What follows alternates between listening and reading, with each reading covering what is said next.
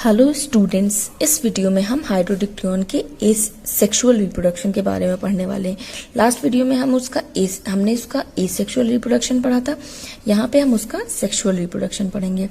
तो हाइड्रोडिक्टोन में sexual reproduction किसके थ्रू होता है? Occurs by the fusion of isogametes, यानी कि आइसोगैमेट्स के फ्यूजन से जो है सेक्सुअल रिप्रोडक्शन होता है। अब ये आइसोगैमेट्स क्या होती हैं? तो आइसोगैमेट्स का मतलब होता है दो गैमेट जो आपस में सिमिलर हों, उनका अपीयरेंस जो है सेम हो, उनको बोलते हैं आइसोगैमेट्स, या इसी आइसोगैमेट्स को बोलते हैं होमोगैमेट्स भी। और एक टर्म आता है हेट्रोगैमेट्स, यानी कि उसमें दो गैमेट्स जो है आपस में सेम ना हो। तो यहाँ पे सेक्सुअल रिप्रोडक्शन हाइड्रोडिक्टोन में कैसे हो रहा है? दो आइसोगैमेट्स के फ्यूजन से हो रहा है। तो यहाँ पे आइसोगैमेट देखिए आपस में सेम है एंड फॉर्मिंग जाइगोट। फिर उसके बाद इनका फ्यूजन हो रहा है आइसोगैमेट्स का, और क्या बन रहा है? जाइगोट बन रहा है। तो कैसे बन रहा है ये देखते हैं। These isogametes are formed in the same way as zoospore. जैसे हमने एसेक्सुअल रिप्रोडक्शन में पढ़ा था कि जैसे ज़ूस्पोर्स का फॉर्मेशन हो रहा था, वैसे ही सेम यहाँ पे आइसोगैमेट्स के फ्यूजन से जो है आइसोगैमेट्स का फ्यूजन हो रहा है। तो अब ये आइसोगैमेट्स क्या हो रही हैं? ये तो बन चुके हैं isogametes, are formed by the division of protoplast.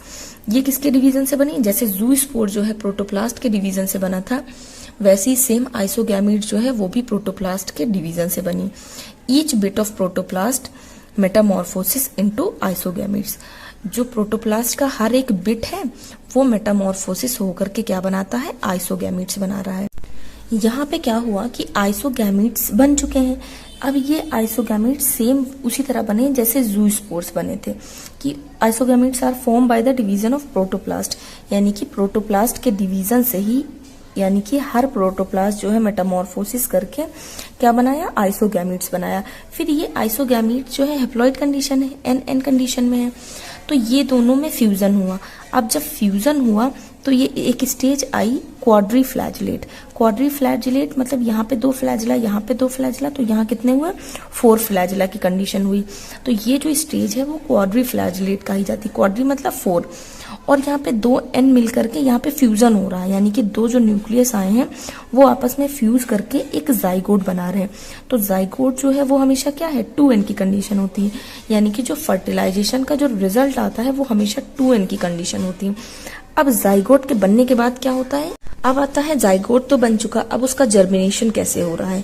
तो the zygote becomes red due to presence of haematochrome. Zygote किस कलर का है? रेड कलर का है। क्यों है रेड कलर का? क्योंकि उसमें एक पिगमेंट प्रेजेंट है जिसको बोलते हैं haematochrome. The zygote settles at the bottom of the lake and undergoes a period of rest. अब जाइगोट बन चुका है, वो जो है बॉटम में, लेक की बॉटम में जाकर के बैठ चुका है, सेटल कर गया है, और एक पीरियड के लिए रेस्ट पे चला गया। फिर उसके बाद after some time the zygote divides by meiosis.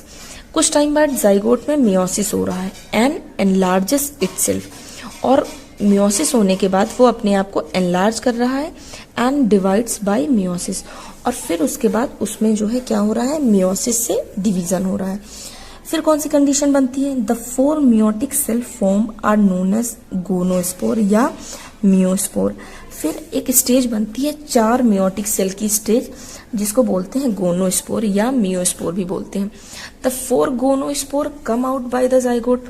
अब ये 4 गोनोस्पोर जो है जाइगोट से बाहर आ गए एंड बिकम्स मोटाइल, और बाहर आके वो कैसे हो गए? मोटाइल हो गए, यानी कि उनमें मूवमेंट हो सकता है। By the formation of flagella, उनमें फ्लैजिला का फॉर्मेशन हुआ जिसके थ्रू वो मूव कर सकते हैं। अब वो जो मूवेबल जो गोनोस्पोर्स हैं जो बाहर आ गए हैं जाइगोट से, उनका नाम हो गया, उनको बोलते हैं, now they are known as meiozoospore. उनको क्या बोलते हैं? मियोज़ूस्पोर की कंडीशन हो गई। ये सारे बाहर आ गए, फ्लैजिला हो गया, तो ये मूवेबल हो गए, मोटिलिटी इनमें हो गई, तो इनको बोलेंगे meiozoospore. After a brief period of movement, अब कुछ पीरियड मूवमेंट के बाद क्या बोलते हैं? द गोनोज़ूस्पोर या मियोज़ूस्पोर। ये जो मियोज़ूस्पोर बना है उसने अपने फ्लैजिला को रिट्रैक्ट कर दिया, वापस ले लिया, और फिर नॉन मोटाइल हो गए, यानी कि अब उसमें फ्लैजिला नहीं है तो वो नॉन मोटाइल हो गए।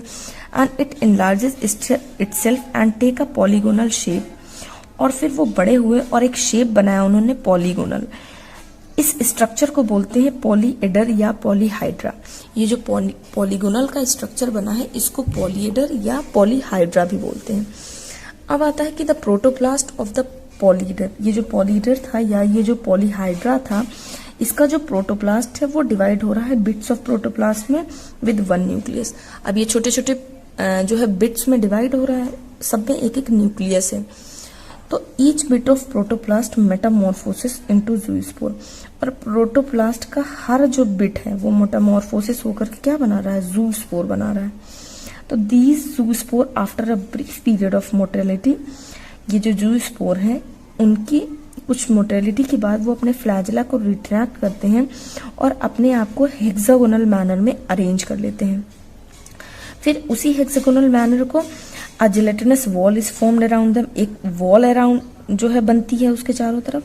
The wall of the polyeder breaks, फिर उसके बाद कुछ टाइम बाद वो जो जिलेटिनस वॉल बनती है वो ब्रेक कर जाती है and the daughter colony comes out. जो डॉटर कॉलोनी बनी है वो बाहर आ जाती है, विच मल्टीप्लाइज, वो बहुत ज्यादा उसमें मल्टीप्लिकेशन होता है, and forms a mature cap like net, और वो एक नेट का स्ट्रक्चर बनाते हैं। बहुत सारे हाइड्रोडिक्टोन जो है में मल्टीप्लिकेशन होता है और वो फिर से वही नेट का स्ट्रक्चर बनाते हैं, जैसा कि एक हाइड्रोडिक्टोन में आपने देखा है।